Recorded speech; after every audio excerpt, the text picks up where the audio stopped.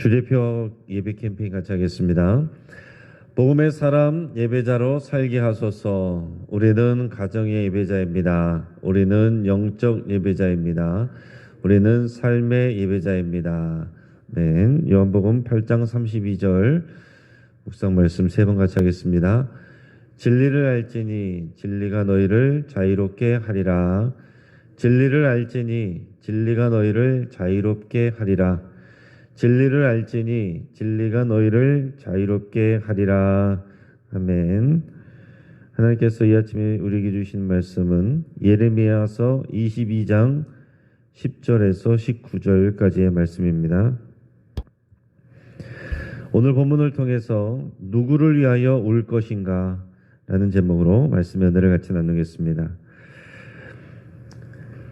여러분, 아들들은 대부분 아버지를 이렇게 많이 닮습니다. 외모를 닮든지 또 성격을 닮든지 무언가는 이제 닮습니다. 저도 어릴 때 아버지의 성품을 닮았다는 얘기를 많이 들었습니다. 저 외모는 이제 어머니 쪽을 닮았는데 성품은 이제 아버지를 닮았다는 말을 많이 들었고, 또 제가 청소년 때 언젠가는 누가 얘기하기를 제가 이렇게 평상시에 서 있는 모습이 아버지하고 똑같다, 서 있는 자세가 똑같다, 이런 얘기를 듣기도 했습니다. 그러면서 이게 참 신기하다, 그런 생각을 이제 했더랬습니다. 아버지는 보통 아들이 자신을 닮기를 원하면서 그리고 동시에 자신보다 더 잘 되기를 바랍니다. 그게 아름다운 일이죠. 지금 세계적인 축구 선수 손흥민에게는 그의 아버지 손흥정 씨가 있습니다. 그 아버지 손흥정 씨는 선수 생활을 했고 지금은 지도자 생활을 하는데, 선수 시절에는 아들처럼 그렇게 잘 나가지는 못했습니다. 그러나 이제 지도자로서 또 자신의 어린 아들을 키워가면서 손흥민이 어릴 때부터 기본기를 숙련하도록 그렇게 엄격하게 가르쳤고, 또 양발을 사용할 수 있도록, 손흥민이 원래 오른발잡이인데 왼발도 오른발처럼 사용할 수 있도록 그렇게 어릴 때부터 연습을 많이 시켰다고 합니다. 그래서 지금 이 손흥민 선수는 왼발을 자유자재로 사용할 수 있기 때문에 세계 무대에서도 위협적인 그런 공격수가 될 수 있었습니다. 훌륭한 아버지에게서 더 훌륭한 아들이 나왔습니다. 하지만 모든 아들들이 그렇게 아버지를 닮는 것은 아닙니다. 종종 보면 아버지는 훌륭한데 아들은 망나니 같은 경우들이 있습니다. 아버지는 가난한 상황에서 허리띠를 졸라매면서 이렇게 자수성가를 했는데, 그 아들은 태어나서 보니까 어릴 때부터 부유함을 누리고 그러다 보니까 사치스럽게 사는 일들도 종종 있습니다. 여러분, 신앙도 마찬가지입니다. 아버지의 신앙이 아들에게로 이어지는 그런 아름다운 일들이 있습니다.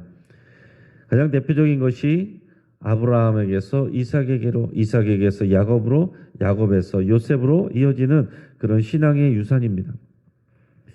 자, 그러나 반대로 아버지는 훌륭한 믿음을 가졌는데 그 자녀가 믿음 없는 자녀가 나오기도 합니다. 대표적인 경우가 히스기야 왕이 되겠습니다.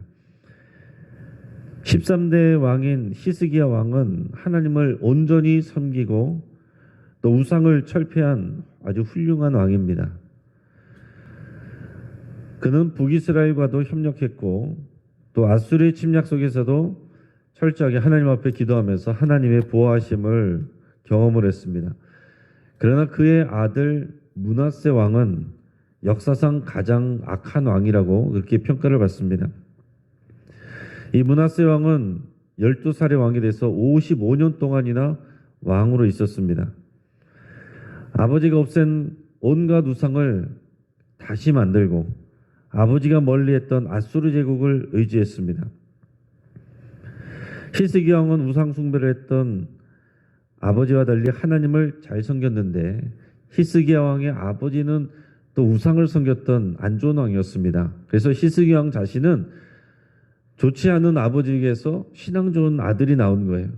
근데 히스기야 왕은 신앙이 좋은데 그의 아들은 또 신앙이 안 좋았습니다.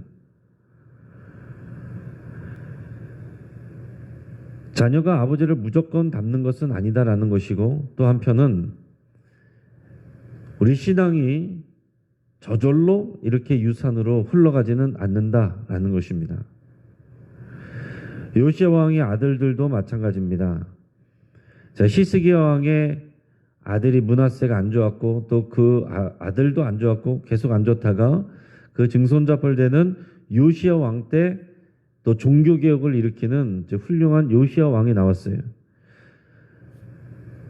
그 히스기야 왕 때는 이사야 선지자가 활동했는데, 이 요시야 왕 때는 이제 예레미야 선지자가 활동을 합니다.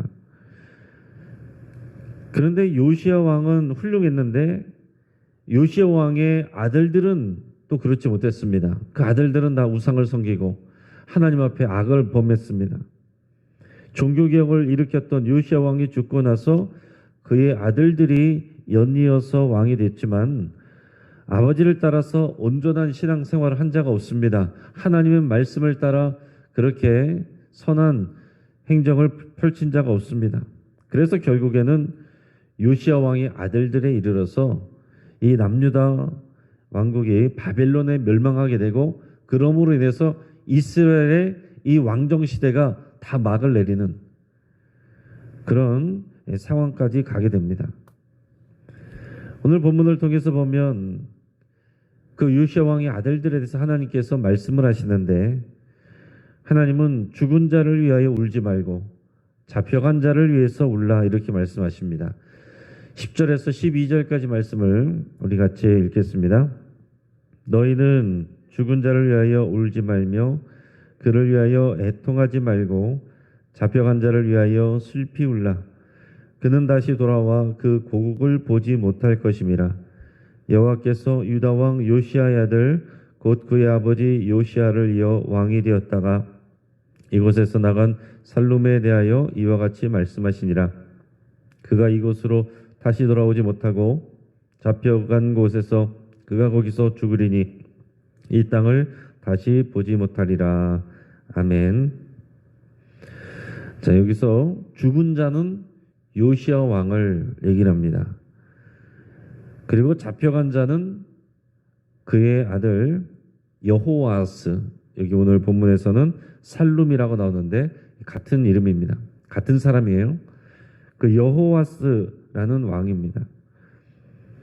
자, 보통 일반적으로 애통하며 우는 행위는 장례식장에서 죽은 사람을 위해서 이렇게 애통해 하면서 곡을 합니다. 근데 하나님께서는 지금 죽은 자를 위해서, 다시 말하면 요시야를 위해서 울 것이 아니고 잡혀간 자를 위해서 슬피 울라, 이렇게 말씀합니다. 이 잡혀간 자는 요시야 왕의 뒤를 이어서 왕이 된 여호아스 왕입니다. 그는 지금 어디로 잡혀가 있느냐? 애굽으로 잡혀가 있어요. 자, 주전 609년에 요시야 왕이 살아있을 때 애굽 왕 바로 느고와 전쟁을 벌였습니다. 무기토에서, 무기토 전쟁이라고 불리는 이제 전쟁을 벌였는데 거기서 요시야 왕이 죽게 됩니다. 그러면서 그 뒤를 이어서 요시야의 아들인 여호아스가 이제 왕으로 등극을 했어요. 그런데 3개월 만에 애굽 왕 바로 느고가 다시 쳐들어와서 그를 애굽으로 잡아가 버립니다. 그래서 이 여호아스는 결국 고국으로 돌아오지 못하고 애굽에서 죽게 됩니다. 자, 하나님은 지금 애굽에 잡혀간 이 살룸, 이 여호아스를 말씀하시는데 그는 고국으로 돌아오지 못하고 그곳에서 죽게 될 것이다, 이렇게 말씀하십니다. 자, 요시야 왕은 죽었지만 어땠습니까? 하나님의 뜻대로 선정을 베풀었습니다. 하나님을 올바르게 섬겼습니다. 그래서 전쟁 중에 비록 그는 죽었지만은 그는 영생을 누릴 것이고 하나님의 칭찬을 받습니다. 그러나 살룸은 지금 어떻습니까? 살룸은 살아있지만 그는 하나님의 뜻을 벗어나 살았기 때문에 포로로 잡혀간 그를 위해서 울지 말라는 거예요. 살룸은 앞으로 바벨론의 포로로 잡혀갈 유다 백성들을 상징하기도 합니다. 그러니까 앞으로 이 왕을 비롯해서 유다 백성들도 이렇게 될 것이란 것을 상징하며 말씀하시면서 정작 울어야 될 사람은 누구를 위해서 울어야 될 것인가? 지금 포로로 잡혀가게 되는 하나님을 떠나서 그 징계를 받는 그 사람들을 위해서 울어야 된다라고 하나님께서 말씀하시는 거예요. 여러분, 예수님도 십자가에서 죽게 되실 때, 십자가를 메고 올라가실 때 그를 따르는 울며 따라가는 여인들에게도 그렇게 말씀하셨어요. 나를 위해서 울지 말라 그러셨습니다. 누가복음 23장 28절 제가 읽어드립니다. 예수께서 돌이켜 그들을 향하여 이르시되 예루살렘의 딸들아 나를 위하여 울지 말고 너희와 너희 자녀를 위하여 울라. 아멘. 자, 예수님은 십자가에서 고통스러운 죽음을 맞이할 것이지만 나를 위해서 울지 말라 그랬습니다. 예수님은 사울이면 부활의 생명을 얻을 것이고 죽기까지 순종하셨기 때문에 하나님으로부터 영광을 받습니다. 하나님의 보좌로 그 옆으로 다시 올라가시게 될 겁니다. 하지만 이 여인들과 여인들의 자녀 세대들은 그 민족의 멸망을 경험하게 됩니다. 자, 예수님이 33살에 십자가에 지시고 죽게 되시는데 그 이후에 주후 70년에 예루살렘은 로마 티투스 장군에 의해서 함락되고 파괴되고 멸망합니다. 유다 왕국도 완전히 망하게 되고 이스라엘의 왕정 시대가 그야말로 정말로 막을 내리게 됩니다. 자, 그때의 말로 믿음이 필요한 시간이에요. 이런 혹독한 시련의 시간이 올 때 그때 정말 믿음이 필요한데 그때를 위해서 그때를 살아가야 되는 믿음으로 그때를 지나가야 되는 너희 자신과 너희 자녀를 위해서 울라라고 예수님께서 말씀하셨습니다. 왜요? 그 시간을 믿음이 없이 감당하면 어떻게 됩니까? 다 신앙에서 넘어지는 거거든요. 하나님을 떠나는 거거든요. 나라가 망하는 것보다 더 중요한 것은 그들 자신이 하나님에게서 떠나고 영원히 멸망할 수 있습니다. 그래서 예수님께서는 나를 위해서 울 것이 아니라 너희와 너희 자녀를 위해서 울라 이렇게 말씀하셨습니다. 여러분, 지금도 마찬가지예요. 우리 한국교회의 초기 역사들을 보면은 우리 신앙의 처음 선배들은 정말로 순수하게 말씀을 들으면 그대로 순종을 했습니다. 양반과 상놈이 버젓이 있는 그 사회에서 믿음을 갖게 된 양반들은 노비의 문서를 찢어버리고 함께 있기 어려운 그 사회 속에서 그러나 교회 가서는 노비하고 같이 예배를 드렸습니다. 노비를 형제로 대했습니다. 또 술과 담배를 끊고 도박과 음란을 끊고 경건에 힘을 썼습니다. 또 이후의 세대는 어땠습니까? 교회의 이 부흥기의 주역들이었습니다. 그러나 지금 젊은 세대는 어떻습니까? 지금 우리 한국교회가 100년이 조금 넘었는데 그랬을 뿐인데 이미 교회가 기울었습니다. 믿음이 좋은 부모 밑에 믿음의 자리를 떠난 자녀들이 많이 있습니다. 어느 교회를 가든지 믿음에 부흥하던 시절을 자랑하는 부모님들 그 자녀들이 교회에 없는 경우들이 많다는 얘기예요. 다시 많아지는 지금 코로나 환자의 현황이 중요한 게 아닙니다. 당장의 이 경제 위기의 문제 때문에 울 일이 아닙니다. 지금 우리는 우리 자녀들과 자녀 세대들을 위해서 간절히 기도하며 울어야 됩니다. 하나님은 이어서 여호야김에 대해서 예언하십니다. 이 여호야김은 여호아스가 잡혀가고 나서 그 다음에 또 왕이 된 사람이에요. 여호아스는 3개월 만에 왕이 된 지 3개월 만에 애굽 왕 바로 느고에 의해서 잡혀갔습니다. 그래서 그 대신 요시아의 다른 아들인 여호야김이 왕으로 세우게 됐습니다. 바로 느고가 여호야김을 왕으로 세웠어요. 자, 그만큼 지금 이제 애굽의 영향을 받고 있는 거죠. 애굽이 자기 마음대로 이 유다 왕국을 자기가 마음대로 좌지우지하는 것입니다. 이제 요시아 왕을 죽였으니까 그 이후에 아들도 잡아가면서 또 다른 아들을 거기다가 이제 세워놓은 거예요. 그러다 보니까 이 여호야김 어떻게 했어요? 자기 먼저 됐던 그 여호와스는 왕이 된 지 3개월 만에 잡혀갔습니다. 왜 잡혀갔냐면은 이제 아버지를 따라서 어떻게든지 반애굽 정책을 펼치다가 잡혀간 거예요. 그러니까 이 여호야김 어떻게 하냐면은 애굽의 눈치를 봅니다. 자기가 먹고 살기 위해서 애굽의 눈치를 보면서 친애굽 정책을 펼치는 거예요. 그러나 그것은 하나님의 뜻이 아니었습니다. 그리고 여호야김은 하나님의 뜻에 합당하게 선정을 베풀지 않았습니다. 불의를 행했습니다. 그리고 또 우상을 섬겼습니다. 그래서 하나님께서 지금 더 길게 이 여호야김 왕에 대해서 말씀하십니다. 이 여호야김이 11년 동안 왕위에 머물렀습니다. 하나님께서 이 여호야김에 대해서 뭐라고 말씀하시는지 오늘 본문의 13절에서 19절까지가 다 여호야김에 대한 내용입니다. 우리가 그 내용들을 생각을 하면서 우리 13절부터 19절까지 하나님께서 이 왕에 대해서 뭐라고 말씀하시는지를 같이 한번 읽겠습니다. 불의로 그 집을 세우며 부정하게 그 다락방을 지으며 자기 이웃을 고용하고 그의 품삯을 주지 아니하는 자에게 화했을진저 그가 이르기를 내가 나를 위하여 큰 집과 넓은 다락방을 지으리라 하고 자기를 위하여 창문을 만들고 그것에 백향목으로 입히고 붉은 빛으로 칠하도다. 네가 백향목을 많이 사용하여 왕이 될 수 있겠느냐? 네 아버지가 먹거나 마시지 아니하였으며 정의와 공의를 행하지 아니하였느냐? 그때에 그가 형통하였었느니라. 그는 가난한 자와 궁핍한 자를 변호하고 형통하였나니 이것이 나를 알미 아니냐? 여호와의 말씀이니라. 그러나 네 두 눈과 마음은 탐욕과 무제한 피를 흘림과 압박과 포악을 행하려 할 뿐이니라. 그러므로 여호와께서 유다의 왕 요시아의 아들 여호야김에 대하여 이와 같이 말씀하시니라. 무리가 그를 위하여 슬프다 내 형제여 슬프다 내 자매여 하며 통곡하지 아니할 것이며 그를 위하여 슬프다 주여 슬프다 그 영광이여 하며 통곡하지도 아니할 것이라.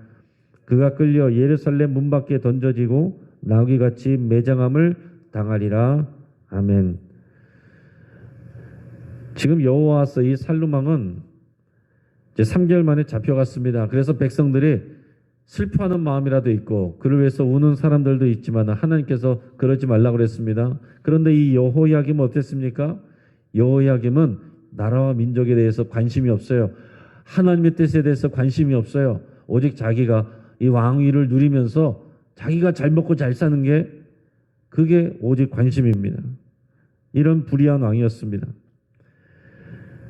자기의 집과 다락방을 넓게 짓기 위해서 이웃을 고용해서 그러니까 이 백성들을 고용하고는 품삯도 제대로 주지 않았다라고 말씀하십니다.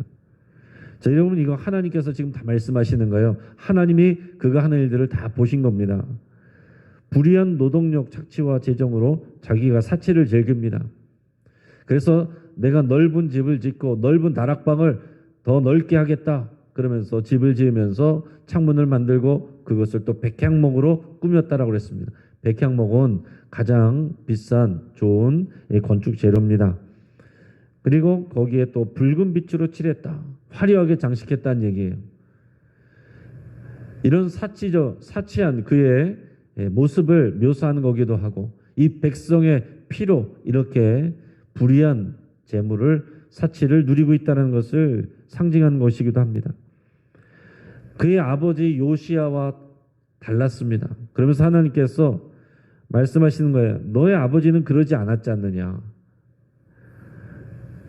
그의 아버지는 요시야는 정의와 공의를 행했는데 지금 여호야김은 요시야처럼 자기 아버지처럼 정의와 공의를 행하지 않고 있습니다.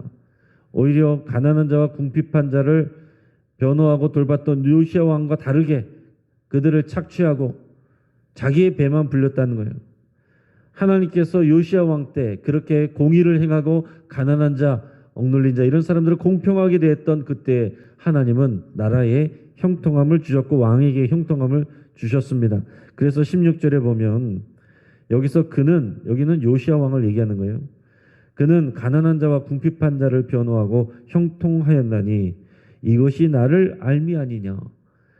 여러분 이 믿음이란 것은 여호와 하나님이 어떤 분이신지를 알고 경험적으로 삶으로 알고 그 삶 속에서 그 말씀을 따라 사는 것이 신앙이고 그것이 여호와 하나님을 안다라는 표현이에요. 요시야 왕은 네 아버지는 나를 아는 자였다. 그래서 내가 그에게 형통함을 주었다. 그런데 여호야김은 그러지 않았다. 그러지 않고 있다. 나를 모른다. 이렇게 얘기하시는 겁니다. 이 여호야김의 두 눈과 마음은 탐욕으로 가득 차 있고 무지한 자의 피를 흘리고 압박과 포악을 행하였다. 이렇게 말씀합니다. 그래서 여호야김은 비참하게 죽을 것이라고 말씀을 하시는 거예요. 예루살렘 문 밖에 던져지고 나귀같이 매장을 당하는 수치스러운 죽음을 맞이하게 될 것이다. 그렇지만 그럼에도 불구하고 백성들 어느 누구도 그를 위해서 슬퍼하며 눈물 흘리지 않을 것이다. 하나님께서 이렇게 예언하시는 겁니다. 여러분 이제 말씀을 정리합니다. 하나님의 뜻은 언약에 충실한 믿음을 자신의 믿음을 자녀에게 계속해서 전승하는 것이 하나님의 뜻입니다. 그리고 또 이웃에게도 전달하는 것이죠. 그러나 믿음이 자녀에게 계승되는 일이 자동적으로 일어나지는 않습니다.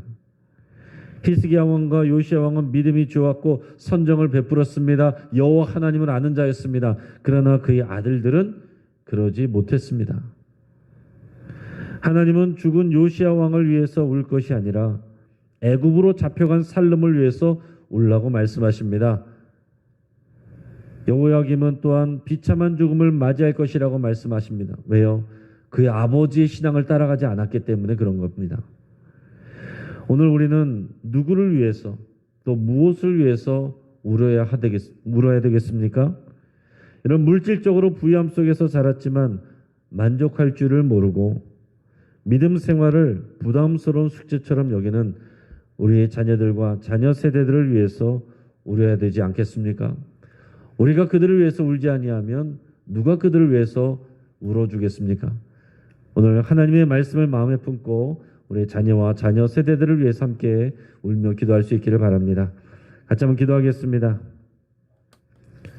오늘 말씀을 붙잡고 함께 기도할 때에 우리 자녀와 자녀 세대에게 우리 자신이 먼저 믿음의 본이 되기를 결단하고 내가 우리 자녀들에게 여호와 하나님을 아는 그 믿음을 그 아름다운 열매들을 모습들을 보여주지 못하고 영향력을 미치지 못했던 것을 회개할 수 있길 바랍니다. 또 우리의 자녀와 자녀 세대를 위해서 우리가 울며 기도할 수 있길 바랍니다. 특히 우리 한국교회 안에 이 자녀 세대들이 또 적어지고 사라지고 또 교회를 떠나는 이런 상황 속에서 우리가 한국교회의 또 자녀와 자녀 세대를 위해서 함께 울어야 되겠습니다. 우리 사랑하는 자녀와 자녀 세대들에게 우리가 물질적인 풍요로움보다 올바른 신앙의 유산을 남길 수 있기를 위해서 우리 함께 기도하겠습니다. 오늘 금요기도를 위해서 함께 기도하시고 또 우리 한국교회의 다음 세대 부흥을 위해서 정말 우리가 눈물로 함께 기도하며 나갈 수 있기를 바랍니다. 우리 변흥수 목사님 또 회복하여 일반실로 나올 수 있도록 기도해 주시고 우리 권태하 집사님 일주일에 3번씩 투석 중인데 어제 혈관 확장 시술을 받았습니다. 우리 위해서 같이 기도해 주시고 잘 감당할 수 있도록 같이 기도하시며 우리 주변의 환우들을 위해서 또 여러분들 아픈 부위를 위해서 함께 기도하겠습니다. 지금 하와이의 대형 산불로 인해서 100명 이상이 사망하는 그런 사고가 있습니다. 여전히 불길이 꺼지지 않고 있습니다. 우리 고통받는 이웃들과 그 땅을 위해서 함께 기도하겠습니다. 이 시간 주여 한번 부르짖고 합심해서 함께 기도하겠습니다. 주여